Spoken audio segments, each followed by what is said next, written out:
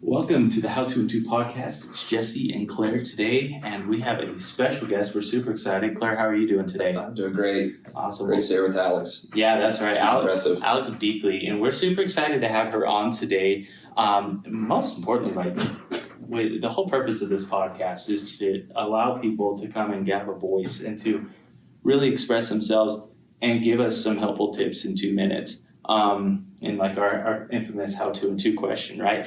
Well, I'm super excited today because Alex is 18 years old and runs 2 young companies, as well as hosts a podcast herself. So we're super excited. Thank you, Alex, for joining us. Yeah, thanks, Alex. But yeah, we'll jump right in. So, Alex, kind of give us your background, where you're from, what you do, and just give us an overall idea of who you are.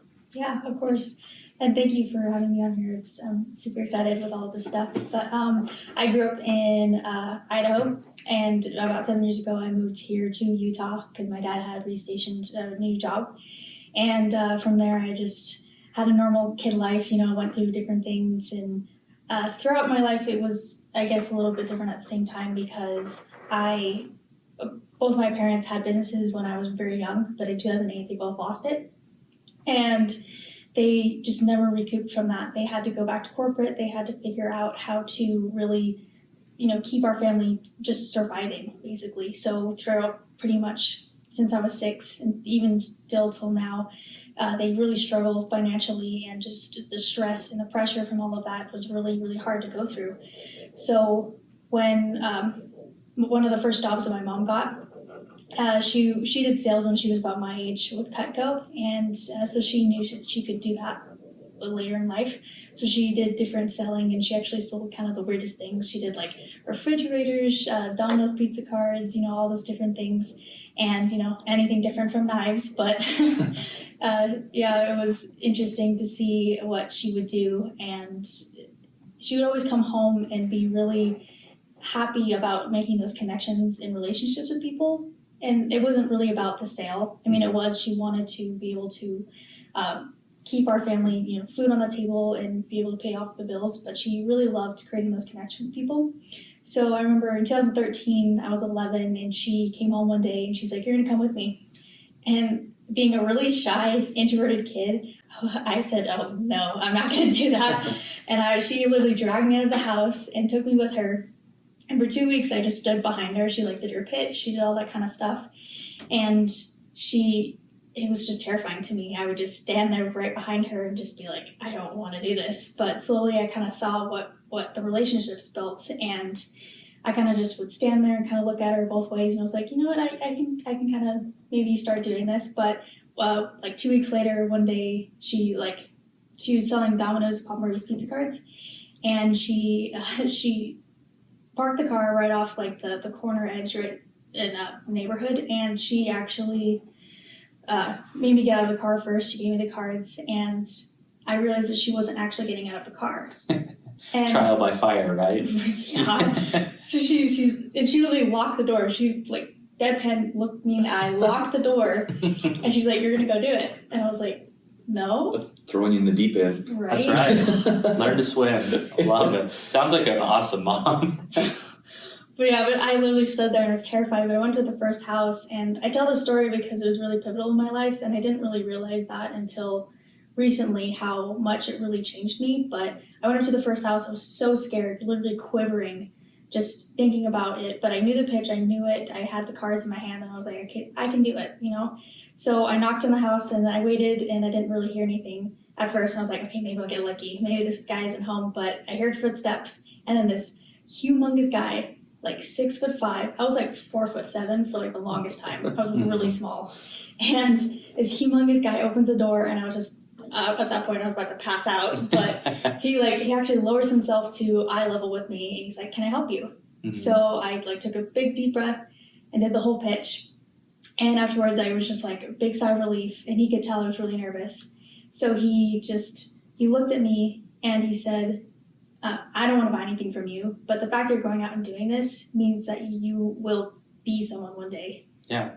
And just closed the door, and I was like, wow, okay. So literally every day for 2 years, 2 hours per day, I would go out and I did the pitch, and I slowly got better at it. And I went out there because I knew that if I mastered sales, mastered being afraid of going out there and being in front of people, I knew that I could just do anything I wanted to do. So it was kind of the first moment I realized that I could change my life based on not having a real job or, really taking the freedom with my life. So, and then COVID hit this past couple of months, and I just turned 18 at that time, and I thought now would be the perfect time to just start a business. So I reached out to different people I knew, and there was one person I met in one of my mom's business groups actually, and he started to make these different kinds of face masks, and they were different from any type of other company. They weren't cotton, and they were very breathable. The designs were really awesome. So I said, I'd like to help you with marketing. So I just kind of went out there, made a website, kind of made a brand from it, but it was really cool because it kind of was a project, and I learned so much. I literally did all the details like video ads, Facebook ads, all those types of things, designs, creating a website, all that stuff, just to see what it was like firsthand. So that took a while, but I appreciate those people who do that expertise-wise because it's so much. And so I just did that, and it kind of turned into a business. And then I did the first business, and then actually in a week I'll start another one with a co-founder of mine I met, and he and I are both Generation Z. That's kind of our go-to thing. Yeah. And we're going to help specifically baby boomer and Generation X owned based companies, because we realize that they don't really have the website, the online presence that most other younger companies do, and that they're really struggling because of that, because everyone's going online, and we see that if they even just have a website or a way to do advertisements that they know how to do, then they can really get more customers and really get their outreach out there. So that's something I'm really excited about too, just helping those businesses. So yeah, those are the two main things and where I am at right now. That's awesome. So I want to know, how much money were you making when you did this first website? Well, it took about a month to actually get up and running. Yeah. And then it took about a week to actually start getting first sale. And my first sale was my grandma. So, Awesome. the support from that. Shout out to grandma. Yeah. That's awesome. So it sounds like you just went and did it absolutely free, just to learn. And to me, that is like the best investment you can make in yourself is your education, right? And I'm a huge social media fan. I think that you're right. Like, a lot of people are going online now as opposed to actually just picking up the phone or opening the historic or the old phone book. So that is awesome. Yeah, I love that story. What I find really inspiring about that was the way the story started out was your family owned a business or a company, and then hard times hit, and that kind of wiped it out. But they were still, sales is still, it's basically a small business, because you have to go out and get it. And this is the same thing with any sort of company. So what I think is really a fantastic lesson, because I was sitting here thinking the whole time, I was like, wow, things went wrong, and yet she's still going after a company. She didn't go the safe route, maybe find a job or something, but she's still growing herself. So why would you do that? But your parents, looks like they still were going after it, even though things turned south. And that's really impressive too, because most people, when you get burned, if they eat a bad salad somewhere, they're like, oh, never going back. Yeah.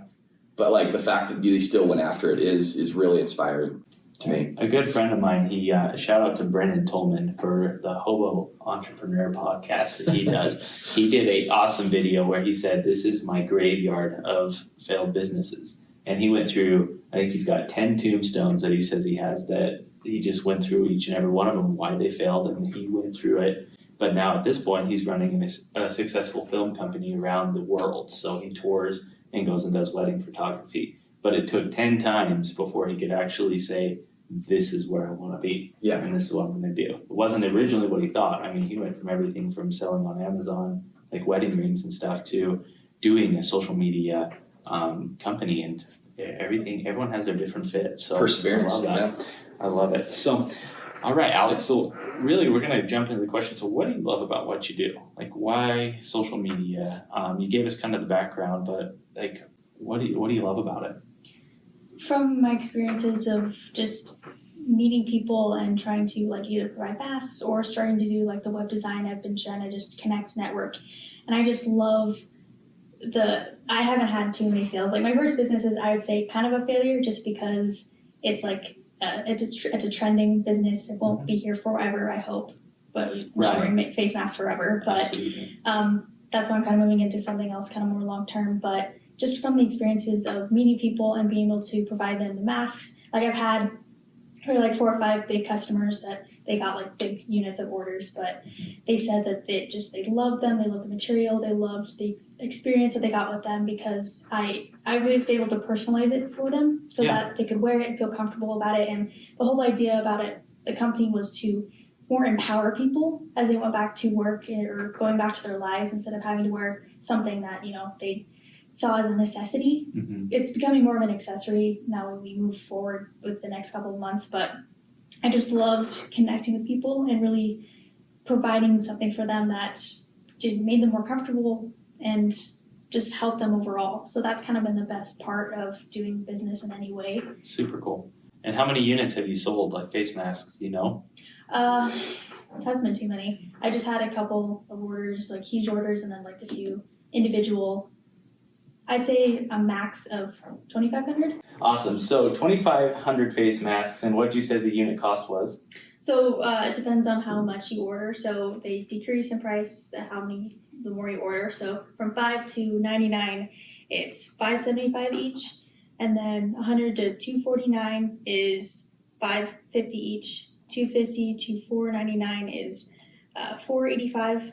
$500 to $749 is $465. $750 to $999 is $425.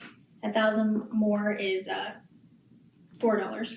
Very cool. So I'm just running some quick math, assuming $550 your lowest cost, right? At 2,500 face masks is almost $14,000 in gross revenue, which is fantastic, since you've been doing this for how long? I'd say I started like the end of May. End of May, 13 grand. Congrats, Alex. That's awesome. Obviously, there's some costs and factors that you got to go into, but that's a great for a startup business. That's great profit right out the get go. So, very cool. So I want to attack the social media marketing a little bit, because that is something that's always intriguing to me. For my real estate business and for Claire's Lending, we run thousands of dollars through social media marketing because it is the new trending thing. When Instagram hit, it kind of changed everything. And now you had things like TikTok and some of these other platforms that I haven't even used yet, and quite frankly don't really intend to, but so the social media networking and things like that are growing larger and larger every single day. So my question is like, you went from just doing social media to now this business, and you were running campaigns and stuff. How many hours would you say you dedicated to doing that? You started off with Facebook ads, right? Mm-hmm. Okay. And I probably spend a couple hours a day just understanding it, because there's so much that goes with the algorithms, and they change so much. But I kind of just learned the basics of how to run a campaign, how to do an ad set, what ads work, and then how to use different copy to really attract people. And I do different split tests for different images, copy, trying to understand all that. And then I actually, Facebook is kind of more of an individual consumer market. I changed to LinkedIn ads for just a little while, just to see how many businesses I could really get to, because that was also a good profit margin for not just me, but I was able to help more people in those businesses help their employees. Right. So it's kind of something I'm still newer in trying to figure out what niche business to go for. But yeah, that was also kind of the same thing. LinkedIn and Facebook are kind of similar with ads and that kind of thing, but that was kind of the two main platforms that I used. What would you say results-wise between LinkedIn and Facebook? Which one had a better return on investment, or which one had better results in general? Definitely LinkedIn did, just because I'd have like one business reach back to me, even if I did like ads for a whole week, I spent like $1,000. That one person, one business, they would buy say like 1,000, 2,000 masks, and that would pretty much cover everything more. So I love it. That's one avenue. Like LinkedIn is super important, but it's one of the most underused platforms, I think. I'd agree with that. But it's designed specifically for business, so people are going to look for your business and who you are. So that's awesome. I more out of curiosity, just wanted to know about your LinkedIn results. That's fantastic. So, all right, we're going to jump over, Alex, to the infamous question here, the how to and to. You being 18, running 2 companies and your podcast as well, I would like to know, like, some of the biggest obstacles I would think would happen is you are 18, right? So selling your social media platform to someone that is, in my case, like 30 plus, is questioning that, how much experience do you truly have? So how do you effectively market yourself and also overcome those fears to have those conversations? Yeah, definitely. I do have kind of that insecurity of being young, but I think it's more kind of a superpower I can use just because I can catch more eyes that way. People are like, oh, she's 18. Oh, she doesn't. Like, I have probably not as much experience as most people in different industries, but in a way where, there's different things, different views that people try to put on you throughout your younger life. So I feel like I have an advantage that way. And then, like what you said, just trying to market myself on social media. I'm kind of using Instagram the most for like my podcast, just to kind of get out there and show people, the vision of it, the mission, and, everything else just linked in for my business expertise, that kind of thing. But, I'm learning as I go and I'm sharing my journey as I go as well. So I hope it has been pretty good, just the engagement that I get from different people really kind of latching onto that. Since I'm young, I'm hungry, and I want to do so much for the world, but so I'm still starting, still trying to figure all this stuff out, but I'm trying to share as much as I can along the way. And I love it. And the journey too, because it really does show people don't understand. Like, they think all of a sudden you go from Alex, I knew her in high school, to now Alex, the millionaire, over time. And they go, oh my gosh, like, what did you do? And then, you'll start to get more haters on Instagram and Facebook because they're jealous and things like that. It's just a natural flow of things. So I love that you're recording your journey, because anyone that's following you realizes how much work you're actually putting into you, both businesses and your podcast, and just marketing yourself in general. Yeah, I agree. So for you, in marketing yourself, what advice would you give other people that, whether in the same space or a different space, and they're trying to get out there, what advice would you give them?